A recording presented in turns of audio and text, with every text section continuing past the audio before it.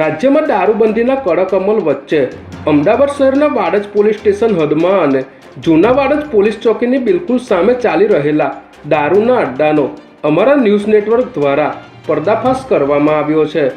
અમદાવાદ શહેર police commissioner દ્વારા શહેરમાં ચાલતી દારૂ જુગાર જેવી બદીઓ સામે કડક કાર્યવાહી કરવાની સૂચનાઓ આપવામાં આવી હોવા છતાં વાડજ પોલીસ સ્ટેશન હદ વિસ્તારમાં હાલ ગોવા, માઉન્ટ આબુ, દીવ, દમણ તેમજ રાજસ્થાન આ બધી જગ્યાને પણ શરમાવે તેવા ઇંગ્લિશ અને દેશી દારૂના અડ્ડાઓ ખુલ્લેઆમ ધમધમી રહ્યા છે। ત્યારે આ વિસ્તારમાં આટલી મોટી સંખ્યામાં ચાલતા દારૂના અડ્ડાઓ વાડજ પોલીસ સ્ટેશનના પોલીસ ઇન્સ્પેક્ટર સાહેબશ્રીની નિષ્ફળતા અને બેદરકારી કહી શકાય તેવા અનેક સવાલો જાગૃત જનતામાં ચર્ચાઈ રહ્યા છે।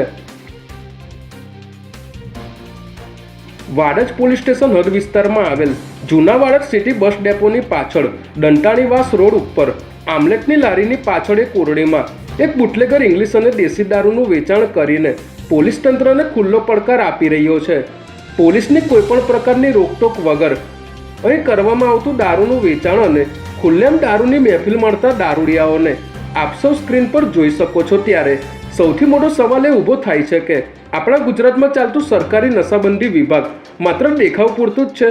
શું આ એ જ ગાંધી બાપુનું ગુજરાત છે કે જ્યાં નશીલા પદાર્થો, ઇંગ્લિશ તેમજ દેશી દારૂના વેચાણ ઉપર પ્રતિબંધ છે?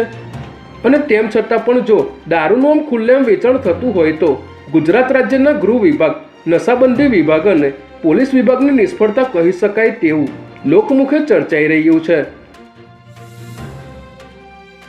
છેલ્લા ઘણા સમયથી વાડજ પોલીસ સ્ટેશન હદ વિસ્તારમાં આવી જ રીતે ખુલ્લેઆમ દારૂનું વેચાણ કરવામાં આવી રહ્યું છે। ત્યારે આ બાબતથી શું આ ઝોનના ડીસીપી સાહેબશ્રી પણ અજાણ છે?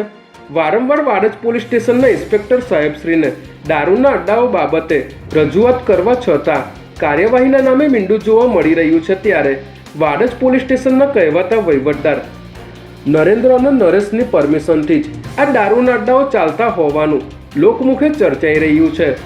વાડજ પોલીસ સ્ટેશનની હદમાં ચાલતા અન્ય ઇંગ્લિશ અને દેશી દારૂના અડ્ડાઓનો પણ ટૂંક સમયમાં અમારા ન્યૂઝ નેટવર્ક દ્વારા પર્દાફાશ કરવામાં આવશે।